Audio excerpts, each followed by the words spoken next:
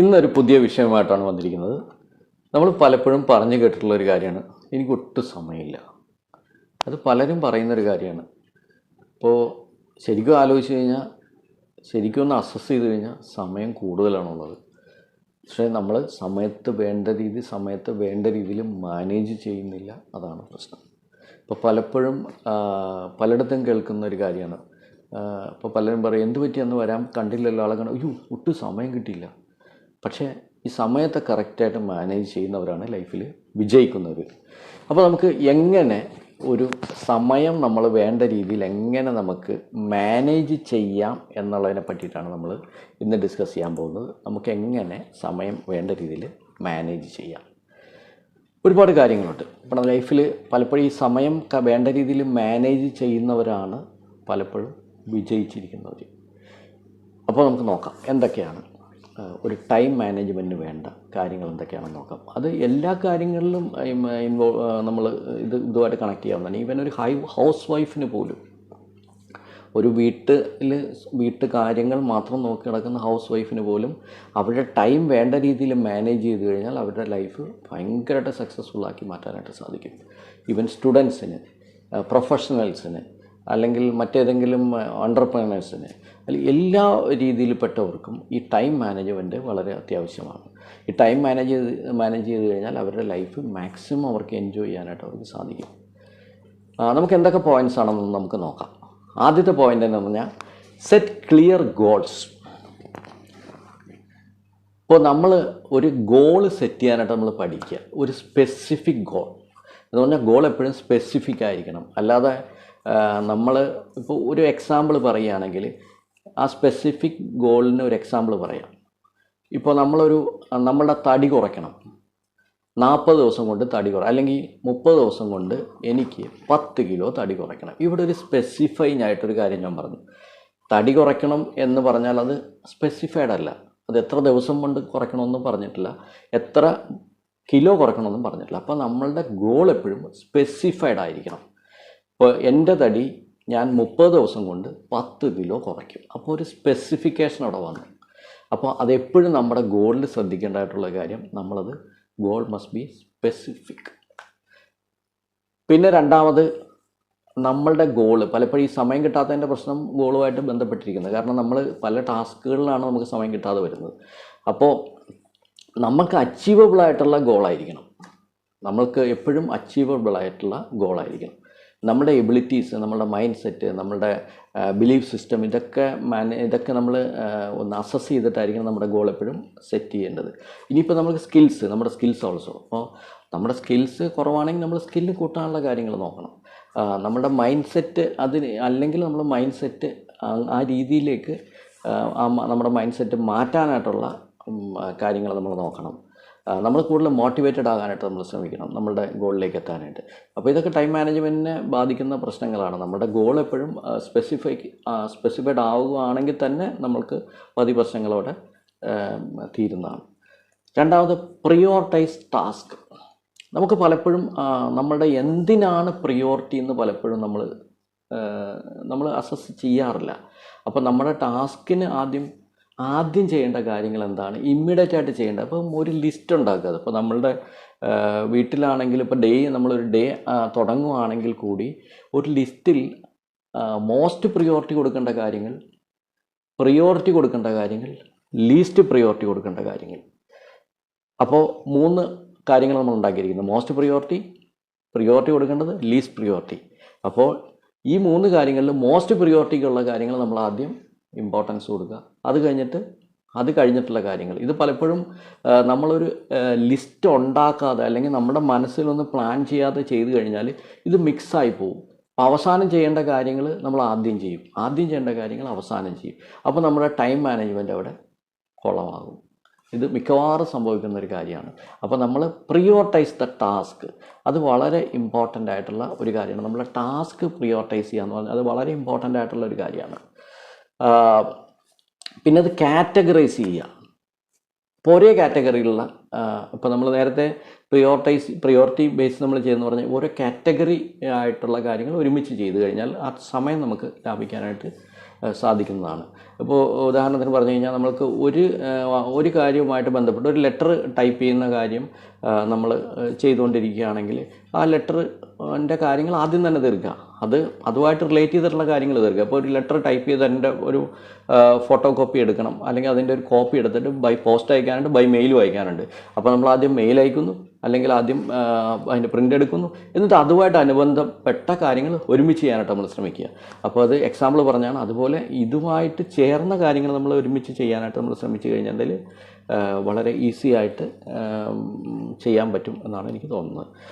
പിന്നെ മൂന്നാമത്തെ കാര്യം എന്ന് പറഞ്ഞാൽ ടൈം ബ്ലോക്ക് ചെയ്യുക. പലപ്പോഴും നമ്മളൊരു ടാസ്കിന് വേണ്ടിയിട്ട്, അല്ലെങ്കിൽ ഒരു ഗോളിന് വേണ്ടിയിട്ട് നമ്മൾ ടൈം പലപ്പോഴും ബ്ലോക്ക് ചെയ്യാറില്ല. അപ്പോൾ നമുക്ക് അതിന് വേണ്ടിയിട്ട് ആദ്യം തന്നെ ഇതിന് ഇത്ര സമയമാണെന്നുള്ള കാര്യം നമ്മൾ ആദ്യം തന്നെ പ്ലാൻ ചെയ്യുക. അതിന് ഇത്ര സമയമാണ് ഞാൻ അലോട്ട് ചെയ്തിരിക്കുന്ന സമയം. അതിന് ഡെഡ് ലൈൻസ് കൂടി കൊടുക്കുക. പലപ്പോഴും നമ്മൾ ഡെഡ് ലൈൻസ് കൊടുക്കാനായിട്ട് വിട്ടു പോകണ്ട. ഇത്ര സമയത്തിനുള്ളിൽ ചെയ്ത് തീർക്കണം, ഇത്ര സമയമാണ് ഞാനതിന് ബ്ലോക്ക് ചെയ്തിരിക്കുന്നത്. അത് ടൈം മാനേജ്മെൻറ്റിൽ വളരെ ഇമ്പോർട്ടൻ്റ് ആയിട്ടുള്ള കാര്യം. പലപ്പോഴും നമ്മൾ ചെയ്തു തീർക്കാം, അല്ലാതെ അതിനൊരു പ്ലാനിങ്ങോ അല്ലെങ്കിൽ അതിനൊരു സമയബന്ധിതമായിട്ട്, നമ്മളിപ്പോൾ കേൾക്കുന്ന ഒരു കാര്യം സമയബന്ധിതമായിട്ട് കാര്യങ്ങൾ ചെയ്തു തീർക്കുക എന്നുള്ളത്. ആ സമയബന്ധിതം എന്ന് പറഞ്ഞാൽ ആ ടൈം മാനേജ് ചെയ്തിട്ട് ചെയ്തു തീർക്കുന്ന രീതിയാണ്. അപ്പോൾ പിന്നെ ആ വർക്ക് ഫോക്കസ് ചെയ്തിട്ട് ആ അതിന് വേണ്ടി പ്രത്യേകം സ്ലോട്ട് കൊടുക്കുക, പ്രത്യേകം ടൈം കൊടുക്കുക, പ്രത്യേകം ഡെഡ് ലൈൻ കൊടുക്കുക. ഈ ഡെഡ് ലൈനിനുള്ളിൽ അത് തീർക്കേണ്ടത് വളരെ അത്യാവശ്യമായിട്ടുള്ള ഒരു കാര്യമാണ്. പിന്നെ ഈ സമയം കൊടുക്കുമ്പോൾ അതിൻ്റെ ഇടയിൽ ബ്രേക്സ് കൂടി എടുക്കാനായിട്ട് നമ്മൾ ശ്രമിക്കുക.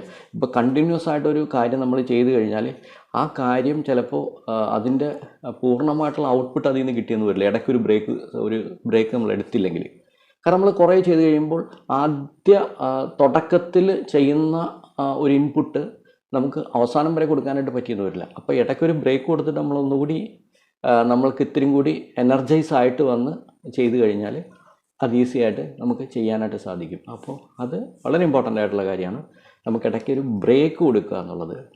പിന്നെ പേഴ്സണൽ ആക്ടിവിറ്റീസ് എന്തെങ്കിലും ഉണ്ടെങ്കിൽ അതിനിടയ്ക്ക് ചെയ്യുക. നമ്മൾ ഒരു ഇരുന്ന് ചെയ്യുന്ന ജോലിയാണെങ്കിൽ ഇടയ്ക്കൊന്ന് കറങ്ങി തിരിഞ്ഞ് വന്നിട്ട് പിന്നെ ചെയ്ത് കഴിഞ്ഞിട്ടുണ്ടെങ്കിൽ നമുക്കത് ഇതെല്ലാം ഓർഗനൈസ്ഡ് ആകാനായിട്ട് സാധ്യതയുണ്ട്. പിന്നെ ഇതെല്ലാം ഓർഗനൈസ് ചെയ്യാന്ന് പറഞ്ഞാൽ, ഇപ്പോൾ നേരത്തെ ടാസ്കുകൾ നമ്മൾ പറഞ്ഞു, അതെല്ലാം ഓർഗനൈസ് ചെയ്യാന്ന് പറഞ്ഞിട്ടുണ്ടെങ്കിൽ ഇപ്പോൾ ആദ്യം ചെയ്യേണ്ട കാര്യങ്ങൾ അവസാനം ചെയ്യേണ്ട കാര്യം പ്രിയോറിറ്റൈസ് ചെയ്യുന്നു, പിന്നെ ഒരേ കാറ്റഗറിയിലുള്ള കാര്യങ്ങൾ ഒരുമിച്ച് ചെയ്യുന്നു. അപ്പോൾ നമുക്ക് ആ സമയം വളരെയധികം ലാഭിക്കാനായിട്ട് സാധിക്കുന്നു. ഒരേ സ്ഥലത്ത് ചെയ്യേണ്ട കാര്യങ്ങളാണെങ്കിലും അത് ആ സ്ഥലത്ത് തന്നെ പോയിട്ട് ഈസി ആയിട്ട് നമുക്ക് ചെയ്യാനായിട്ട് സാധിക്കും. പിന്നെ ഈ ഗോൾ സെറ്റ് ചെയ്യുമ്പോഴത്തേനും മറ്റൊരു കേസ് എന്ന് പറഞ്ഞാൽ നമ്മളത് ചെയ്ത് തുടങ്ങുമ്പോൾ ഈ ഗോളിനെ തന്നെ, നമ്മുടെ ടാസ്കിനെ തന്നെ ഡിവൈഡ് ഇൻറ്റു സ്മോൾ പാർട്സ്, ചെറിയ പാർട്സായിട്ട് മാറ്റിയിട്ട് ചെയ്ത് കഴിഞ്ഞാൽ അത് ഈസി ആയിട്ട് നമുക്കത് ഇംപ്ലിമെൻറ്റ് ചെയ്യാനും ആ വർക്ക് തീർക്കാനായിട്ടും ഈസി ആയിട്ട് സാധിക്കും. വലിയ ഗോൾ അച്ചീവ് ചെയ്യുന്നതിനേക്കാളും നല്ലത് ചെറിയ ഗോൾസായിട്ട് അതിനെ മാറ്റിയിട്ട് അത് നമുക്ക് കംപ്ലീറ്റ് ചെയ്യുമായിരിക്കും ഏറ്റവും ബെസ്റ്റ്.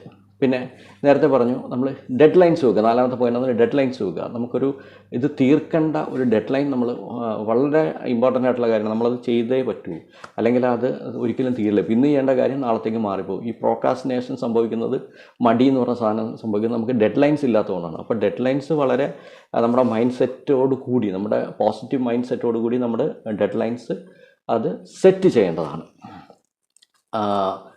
അപ്പോൾ അതും ഈ ഡെഡ് ലൈൻസ് പലപ്പോഴും മാനേജബിൾ ആയിരിക്കണം. അതേസമയം നമ്മളിപ്പോൾ ഒരു വലിയൊരു ടാസ്ക് നമ്മൾ വെച്ചിട്ട് ഇത് 1 മണിക്കൂറിനുള്ളിൽ തീർക്കണമെന്ന് പറഞ്ഞാൽ തീരില്ല. കാരണം വലിയ ടാസ്ക്കാണ്, 1 മണിക്കൂർ തീരത്തില്ല. അപ്പോൾ നമ്മളുടെ ടാസ്ക് ശരിക്കും അസസ് ചെയ്തിട്ട് വേണം നമ്മളതിന് വേണ്ടി സമയം കണ്ടെത്താനായിട്ട്. അപ്പോൾ അത് നമ്മൾ ആ ടാസ്ക് തീരുന്ന സമയം എത്രയാണെന്ന് കണ്ടെത്തിയിട്ട് അതനുസരിച്ചിട്ട് വേണം നമ്മളത് പ്ലാൻ ചെയ്യാനായിട്ട്. പിന്നെ ഇത് അഞ്ചാമത്തെ പോയിന്റ് എന്ന് പറഞ്ഞാൽ വളരെ ഒരു വലിയൊരു പ്രശ്നങ്ങൾ ഉണ്ടാക്കുന്നൊരു സിറ്റുവേഷനാണ് ഡിസ്ട്രാക്ഷൻസ്. നമ്മളുടെ വർക്കിൽ നിന്ന് പിന്തിരിപ്പിക്കുന്ന ഒരു കാര്യമാണ് നമ്മുടെ ടൈം മാനേജ്മെൻറ്റ് കറക്റ്റായിട്ട് ചെയ്യാൻ പറ്റാത്ത ഒരു കാര്യം. പലപ്പോഴും ഡിസ്ട്രാക്ഷൻസ് ആണ് നമ്മളെ ഈ ടൈമിനുള്ളിൽ സമയബന്ധിതമായിട്ട് കാര്യങ്ങൾ ചെയ്യാനായിട്ട് നമ്മളെ തടസ്സം നിൽക്കുന്ന ഒരു കാര്യമാണ് ഡിസ്ട്രാക്ഷൻസ്. അപ്പോൾ ആദ്യം തന്നെ നമുക്ക് വേണ്ട കാര്യങ്ങളെന്ന് പറഞ്ഞാൽ ഈ ഡിസ്ട്രാക്ഷൻസ് എന്തൊക്കെയാണെന്ന് ഐഡൻറ്റിഫൈ ചെയ്യുകയാണ് വേണ്ടത്. എന്തൊക്കെയാണ് എൻ്റെ ലൈഫിൽ ഈ ജോലി ചെയ്യുമ്പോൾ എനിക്ക് ഇന്ന സമയത്തിനുള്ളിൽ ചെയ്തു തീർക്കാൻ പറ്റാത്തതിൻ്റെ ഡിസ്ട്രാക്ഷൻസ് എന്തൊക്കെയാണെന്ന് നമ്മൾ ആദ്യം ഐഡൻറ്റിഫൈ ചെയ്യുക. ഇത് ഐഡൻറ്റിഫൈ ചെയ്ത് കഴിഞ്ഞാൽ നമ്മൾ രക്ഷപ്പെട്ടു. ഈ ഡിസ്ട്രാക്ഷൻസ് പല രീതിയിൽ വരാം. ഇപ്പം നമ്മുടെ ഫ്രണ്ട്സായിട്ട് വരാം, നമ്മുടെ ഫാമിലി മെമ്പേഴ്സായിട്ട് വരാം, നമ്മുടെ അയൽക്കാരനായിട്ട് വരാം, പോകുന്ന വഴി കാണുന്ന എവിടെയെങ്കിലും പോകുമ്പോൾ ഒന്ന് സംസാരിക്കാറുള്ളൊരു വ്യക്തിയായിട്ട് വരാം, അല്ലെങ്കിൽ ഇപ്പോഴത്തെ കാലത്താണെങ്കിൽ ഈ സോഷ്യൽ മീഡിയ ആയിട്ട് വരാം, ടെക്നോളജിയിൽ പലപ്പോഴും ഇപ്പോൾ മൊബൈൽ ഫോണായിട്ട് വരാം. അപ്പോൾ എന്താണ് നമ്മുടെ ഡിസ്ട്രാക്ഷൻ എന്നുള്ളത് നമ്മൾ കണ്ടുപിടിക്കേണ്ടതുണ്ട്. അപ്പോൾ ആ ഡിസ്ട്രാക്ഷൻസ് കണ്ടുപിടിച്ചിട്ട് ആ ഡിസ്ട്രാക്ഷൻസ് നമ്മൾ എലിമിനേറ്റ് ചെയ്ത് കഴിഞ്ഞാൽ നമ്മളുടെ ടൈം മാനേജ്മെൻറ്റ് വളരെ ഈസി ആയിട്ട് നടക്കും. ഇത് വലിയൊരു പോയിൻ്റാണ്. ഇത് തന്നെയാണ് പലപ്പോഴും സംഭവിക്കുന്ന കാര്യം. നമ്മളുടെ ടൈം പലപ്പോഴും നമ്മുടെ സമയം നശിപ്പിച്ച് കളയണം നമ്മുടെ ഡിസ്ട്രാക്ഷൻസാണ്. ആ ഡിസ്ട്രാക്ഷൻസ് എന്താണെന്നുള്ളത് നമ്മൾ കണ്ടുപിടിച്ചിട്ട് ആ ഡിസ്ട്രാക്ഷൻസിന് എലിമിനേറ്റ് ചെയ്യുക. ഇപ്പോൾ നമ്മുടെ ഒരു സുഹൃത്തിനെ രാവിലെ കാണുന്നു, അപ്പോൾ നമ്മളുടെ സമയം സുഹൃത്ത് കൂടുതൽ എടുക്കുവാണെങ്കിൽ വളരെ സ്നേഹപൂർവ്വം ആ സുഹൃത്തിനോട് പറയാം, എനിക്ക് അത്യാവശ്യമായിട്ട് പോകേണ്ടതുകൊണ്ട് ഞാൻ തിരിച്ചു വന്നതിന് ശേഷം സംസാരിക്കാം എന്നുള്ള രീതിയിൽ അവരുടെ അടുത്തുനിന്ന് നമ്മളുടെ ടാസ്കിലേക്ക് പോകാനായിട്ട് നമ്മൾ ശ്രമിക്കണം. അതാണ് ടൈം മാനേജ്. അല്ലെങ്കിൽ നമുക്ക് ടൈം പലപ്പോഴും മാനേജബിൾ ആയിരിക്കില്ല. അത് വളരെ ഇമ്പോർട്ടൻ്റ് ആയിട്ടുള്ള കാര്യമാണ്. പലപ്പോഴും ഈ ഡിസ്ട്രാക്ഷൻസ് സംഭവിക്കുമ്പോഴത്തേനും ഇപ്പോൾ ഉദാഹരണത്തിന് പറഞ്ഞാൽ നമ്മൾ ഇതുപോലെ മൊബൈലിലായിരിക്കും, മൊബൈലിൽ നിന്ന് ടെങ് എന്ന് പറഞ്ഞ സൗണ്ട് കേൾക്കുമ്പോൾ മെസ്സേജ് വരും. നമ്മൾ എന്താണെന്ന് എടുത്ത് നോക്കി കഴിയുമ്പോൾ പറയുകയാണ് 5000 രൂപ വെച്ച് 10 മാസം കൊടുക്കുന്നത് എടുക്കുക. അത് നമ്മുടെ ഡിസ്ട്രാക്ഷനാണ്. അപ്പം എന്താ ചെയ്യേണ്ടത്? അത് പലപ്പോഴും നമ്മൾ ഈ നോട്ടിഫിക്കേഷൻസ് ഓഫ് ചെയ്തിടുക. പിന്നെ അനാവശ്യമായിട്ടുള്ള പല ആപ്സുകളും നമ്മുടെ മൊബൈലിൽ പല ആപ്സുകളും നമുക്ക് യൂസ് ഇല്ലാത്ത ആപ്സുകളാണ്. അതൊക്കെ എടുത്ത് കളഞ്ഞേക്കുക. എന്തിനാണ് അത്? ആവശ്യമില്ലാത്ത സാധനങ്ങൾ വെച്ച് കഴിഞ്ഞാൽ നമ്മുടെ പ്രൊഡക്ടിവിറ്റിയെ ബാധിക്കും. പിന്നെ ചില വെബ്സൈറ്റുകൾ നമുക്ക് ആവശ്യമില്ലാത്തതാണ്. അപ്പോൾ അതൊക്കെ പലപ്പോഴും അത് ബ്ലോക്ക് ചെയ്തിടാം. അപ്പോൾ ഒരിക്കലും നമ്മളെ ഡിസ്റ്റർബ് ചെയ്യാനായിട്ട് അത് വരാറില്ല. അപ്പോൾ ഡിസ്ട്രാക്ഷൻസ് മാറ്റിക്കഴിഞ്ഞാൽ തന്നെ നമ്മുടെ ടൈം മാനേജ്മെൻറ്റ് പകുതി ശരിയായി. പിന്നെ പ്രാക്ടീസ് 2 minute റൂൾ എന്ന് പറഞ്ഞാൽ ഈ 2 മിനിറ്റോ അതിൽ കുറവോ കൊണ്ട് തീർക്കാവുന്ന പല ടാസ്കുകളുമുണ്ട്. ഇപ്പോൾ ഒരു പേയ്മെൻ്റ് അടയ്ക്കണം. ഇപ്പോൾ നമ്മൾക്കൊരു പേയ്മെൻറ്റ് അടയ്ക്കാനുണ്ട്. അപ്പോൾ നമ്മളൊരു ടാസ്കിലിരിക്കുകയാണ്. അപ്പോൾ ഇന്ന് ഇലക്ട്രിസിറ്റി ബില്ല് കൊടുക്കാനുണ്ട്, ഫോൺ ബില്ല് കൊടുക്കാനുണ്ട്, അല്ലെങ്കിൽ വൈഫ് ഒരു 1500 രൂപ ഇട്ടണമെന്നോ അല്ലെങ്കിൽ 1000 രൂപ ഇട്ടണമെന്നോ പറഞ്ഞിട്ടുണ്ട്.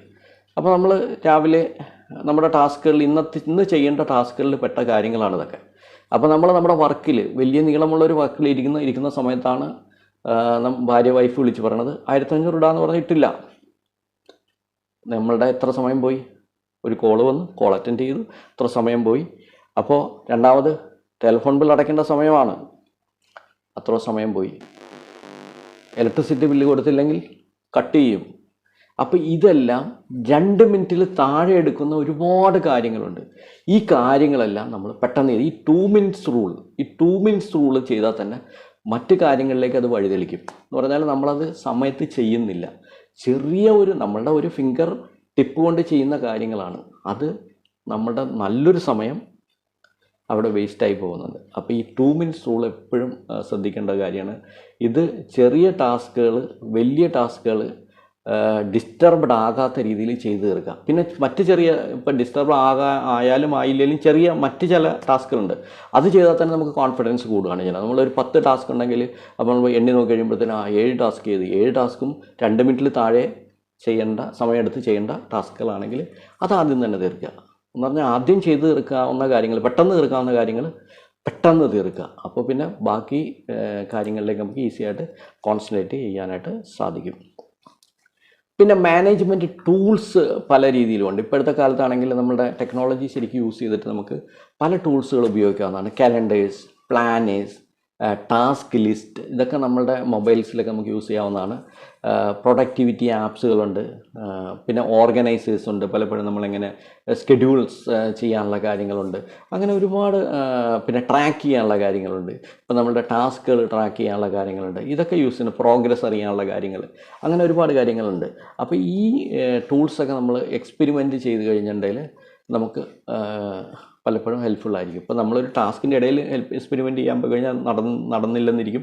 അപ്പോൾ നമുക്ക് ഫ്രീ സമയം കിട്ടുന്ന സമയത്ത് ഇതിനെപ്പറ്റി പഠിച്ചു വെക്കുകയും അത് നമ്മുടെ ടാസ്കിൽ ഇംപ്ലിമെൻറ്റ് ചെയ്യുകയും ചെയ്തു കഴിഞ്ഞാൽ കുറേയൊക്കെ ടെക്നോളജിയുടെ സഹായത്തോടു കൂടി പല കാര്യങ്ങളും നമുക്ക് പെട്ടെന്ന് ചെയ്യാനായിട്ട് സാധിക്കണം. നേരത്തെ പറഞ്ഞൊരു കാര്യം തന്നെയാണ് 8ാമത്തെ പോയിന്റ്. നമ്മളുടെ ടാസ്ക് എപ്പോഴും നമ്മൾ ചെറിയ കാര്യങ്ങളായിട്ട് ചെറിയ ബ്രേക്ക് ചെയ്യുക. നമ്മൾ ചെറിയ സ്റ്റെപ്സായിട്ട് ബ്രേക്ക് ചെയ്യുക. ഈ ചെറിയ സ്റ്റെപ്പായിട്ട് ബ്രേക്ക് ചെയ്ത് കഴിഞ്ഞാൽ നമുക്ക് പെട്ടെന്ന് ചെയ്ത് തീർക്കാനായിട്ട് സാധിക്കും. പെട്ടെന്ന് തന്നെ നമുക്ക് ചെറുത് അപ്പോൾ സ്മോളർ ആക്ഷനബിൾ സ്റ്റെപ്സ് ആയിട്ട് മാറ്റാം. പിന്നെ നേരത്തെ ഞാൻ പറഞ്ഞതാണ് ബ്രേക്സ് എടുക്കുക എന്നുള്ളത്. ബ്രേക്സ് നമ്മൾ എടുത്തു കഴിഞ്ഞിട്ടുണ്ടെങ്കിൽ ഈ കാര്യങ്ങളെല്ലാം വളരെ ഈസി ആയിട്ട് നമുക്ക് ഫ്രണ്ടിലേക്ക് കൊണ്ടുപോകാനായിട്ട് സാധിക്കും. അടുത്തൊരു പോയിന്റ് എന്ന് പറഞ്ഞാൽ ടൈം മാനേജ്മെൻറ്റ് ടെക്നിക്സുകൾ യൂസ് ചെയ്യുക എന്നുള്ളതാണ്. ഡിഫറെൻറ്റ് ടൈം മാനേജ്മെൻറ്റ് ടെക്നിക്സുകൾ ഇപ്പോഴത്തെ കാലത്ത് അവൈലബിൾ ആണ്. പോമഡോറോ ടെക്നിക്ക് എന്നും പറഞ്ഞിട്ട് ഒരു ഇതുണ്ട്. എന്ന് പറഞ്ഞാൽ വർക്കിൻ്റെ ഇടയിൽ ഷോർട്ട് ബ്രേക്സ് എടുക്കുക എന്നുള്ളതാണ്. അത് പോമഡോറോ ടെക്നിക്ക് എന്ന് പറഞ്ഞൊരു ടെക്നിക്കാണ്. രണ്ടാമത് ടൈം ബ്ലോക്ക് ചെയ്യുക എന്നുള്ളത് എന്ന് പറഞ്ഞാൽ ആ ഒരു ഇതിനു വേണ്ടി നമ്മൾ ബ്ലോക്ക് ചെയ്യുക. പിന്നെ മോസ്റ്റ് പ്രൊഡക്റ്റീവ് ആയിട്ടുള്ള ടാസ്കിൽ കൂടുതൽ ഇമ്പോർട്ടൻസ് കൊടുക്കുക. ഇപ്പോൾ ചില ടാസ്ക് ചെയ്ത് കഴിയുമ്പോൾ നമ്മളുടെ ഒരു ടാസ്കിൽ ചിലപ്പോൾ 80% വർക്ക് ചെയ്ത് നമ്മളൊരു മൊത്തം വർക്ക് ചെയ്തിട്ടും നമുക്ക് കിട്ടുന്ന ഔട്ട്പുട്ട് 10% ഉള്ളൂ. ചില വർക്കുകൾ ചെയ്യുമ്പോൾ നമ്മൾ വർക്ക് ചെയ്യുന്നതിൽ 80% നമുക്ക് അതിൻ്റെ ഔട്ട്പുട്ട് കിട്ടുന്നുണ്ട്. അപ്പോൾ ആദ്യം തീർക്കേണ്ടത് കൂടുതൽ ഔട്ട്പുട്ട് കിട്ടുന്ന കാര്യങ്ങളായിരിക്കണം ആദ്യം തീർക്കേണ്ടത്. പിന്നെയാണ് രണ്ടാമത് ഔട്ട്പുട്ട് കുറവ് കിട്ടുന്ന കാര്യങ്ങളിലേക്ക് നമ്മൾ ശ്രദ്ധ കേന്ദ്രീകരിക്കേണ്ടത്. ചെയ്യുന്ന കാര്യങ്ങളെല്ലാം റിവ്യൂ ചെയ്യാനായിട്ട് ശ്രമിക്കുക. നമ്മൾ ചെയ്യുന്ന കാര്യങ്ങൾ ഇപ്പോൾ ഇന്നത്തെ ടാസ്ക് നമ്മൾ കഴിഞ്ഞു, ഇന്നത്തെ ടാസ്ക് കഴിഞ്ഞാൽ അത് റിവ്യൂ ചെയ്ത് കഴിഞ്ഞാൽ അതിൽ പിന്നീട് നമ്മൾ ചെയ്യുമ്പോഴത്തേനും അടുത്ത പ്രാവശ്യം അത് ചെയ്യുമ്പോഴത്തേനും നമുക്ക് എല്ലാ മിസ്റ്റേക്കുകളൊക്കെ മാറ്റി ചെയ്യാനായിട്ട് ഈസി ആയിട്ട് സാധിക്കും. അപ്പോൾ നമ്മൾ ആ റിവ്യൂ ചെയ്തിട്ട് അത് റിഫ്ലക്റ്റ് ചെയ്യാനായിട്ട് ശ്രമിക്കുക. ഇപ്പോൾ എന്താണ് നമ്മുടെ പ്രോഗ്രസ് എന്ന് റിവ്യൂ ചെയ്യുക, അല്ലെങ്കിൽ എവിടെയാണ് മിസ്റ്റേക്ക് പറ്റിയതെന്ന് റിവ്യൂ ചെയ്യുക. പലപ്പോഴും സെറ്റ് ബാക്സുകൾ നമ്മുടെ ലൈഫിൽ ഉണ്ടാകാറുണ്ട്. പരാജയങ്ങളും നമ്മൾക്ക് പല പ്രശ്നങ്ങളൊക്കെ ഉണ്ടാകും. പരാജയങ്ങളൊക്കെ സംഭവിച്ചു കഴിയുമ്പോഴത്തേനും ആ പരാജയങ്ങൾ എന്തുകൊണ്ട് സംഭവിച്ചു എന്നുള്ളത് നമുക്കൊരു ലേണിംഗ് ആക്കി മാറ്റിയിട്ട് അടുത്ത പ്രാവശ്യം ആ ഒരു ടാസ്ക് നമ്മൾ ചെയ്യുമ്പോൾ അത് ഒഴിവാക്കിയിട്ട് നമ്മൾ ചെയ്യാനായിട്ട് ശ്രമിച്ചു കഴിഞ്ഞിട്ടുണ്ടെങ്കിൽ നമ്മൾക്ക് ഈ ടൈം മാനേജ്മെൻറ്റിൽ ഒരുപാട് ഗുണം ചെയ്യും. പലപ്പോഴും ഒരു പരാജയം വന്നതിനെ പറ്റി അത് ഒരിക്കലും നമ്മൾ റിവ്യൂ ചെയ്യാനോ പലപ്പോഴും പല ആളുകളും പോകാറില്ല. പക്ഷെ അത് റിവ്യൂ ചെയ്ത് കഴിഞ്ഞിട്ടുണ്ടെങ്കിൽ എന്തുകൊണ്ടാണ് പരാജയപ്പെട്ടെന്നുള്ള ഒരു റിവ്യൂ നമ്മൾ കൊടുത്തു കഴിഞ്ഞാൽ അടുത്ത പ്രാവശ്യം സമാനമായിട്ടുള്ളൊരു ഗോൾ വന്നു കഴിഞ്ഞിട്ടുണ്ടെങ്കിൽ നമുക്കത് ഈസി ആയിട്ട് ചെയ്യാനായിട്ട് സാധിക്കും. പിന്നെ എപ്പോഴും ഫ്ലെക്സിബിൾ ആകുക എന്നുള്ളതാണ്. ഇപ്പോൾ ഫ്ലെക്സിബിൾ ആകുക എന്ന് പറഞ്ഞാൽ നമ്മളിപ്പോൾ പലപ്പോഴും പേഷ്യൻസ് വെക്കുക, ഒരു കാര്യം ചെയ്യുമ്പോൾ അതിൽ മാത്രം റിജിഡായിട്ട് നിൽക്കാതെ പ്ലാൻ എ ഫലിച്ചില്ലെങ്കിൽ പ്ലാൻ ബി ചെയ്യാനായിട്ട് നമ്മൾ തയ്യാറാകണം. There should be 2 plans. ഇപ്പോൾ പലപ്പോഴും നമ്മൾ പറയാറുള്ള കാര്യമാണ് പ്ലാൻ എ വർക്കൗട്ട് ആകുന്നില്ല, അപ്പോഴെങ്കിൽ പ്ലാൻ ബിക്ക് വേണ്ടി നമ്മൾ ശ്രമിക്കുക. അപ്പോൾ ഓൾട്ടർനേറ്റീവ് പ്ലാൻസ് എപ്പോഴും നമുക്ക് അവൈലബിൾ ആയിരിക്കണം. രണ്ടാമത് നമ്മളെപ്പോഴും ഷെഡ്യൂൾ ചെയ്യുമ്പോൾ ഫ്ലെക്സിബിളായിട്ട് വേണം നമ്മൾ ആ കാര്യങ്ങളൊക്കെ ചെയ്യാനായിട്ട്. അപ്പോൾ നമുക്ക് എപ്പോഴും ടൈം മാനേജ്മെൻറ്റിൽ ശ്രദ്ധിക്കേണ്ട കുറച്ച് പോയിൻറ്റ്സാണ് പറഞ്ഞു വന്നത്. അപ്പോൾ ഈ പോയിൻറ്റ്സ് എല്ലാം നിങ്ങൾക്ക് ഇഷ്ടപ്പെടുകയാണെങ്കിൽ നിങ്ങൾ തീർച്ചയായിട്ടും എൻ്റെ വീഡിയോ ഇത് ലൈക്ക് ചെയ്യുക, കമൻറ്റ് ചെയ്യുക. അപ്പോൾ ഞാൻ എൻ്റെ കമൻറ്റിൽ ഫസ്റ്റ് ലിങ്കായിട്ട് ഞാൻ ചെയ്ത മറ്റ് വീഡിയോസിൻ്റെ ലിങ്ക്സൊക്കെ കൊടുത്തിട്ടുണ്ട്. അപ്പോൾ അത് കാണാൻ താല്പര്യമുള്ളവർ ഫസ്റ്റ് കമൻറ്റിൽ പോയിട്ട് അത് കാണാവുന്നതാണ്. ഇതുപോലുള്ള വീഡിയോസായിട്ട് വീണ്ടും കാണാം. Good bye.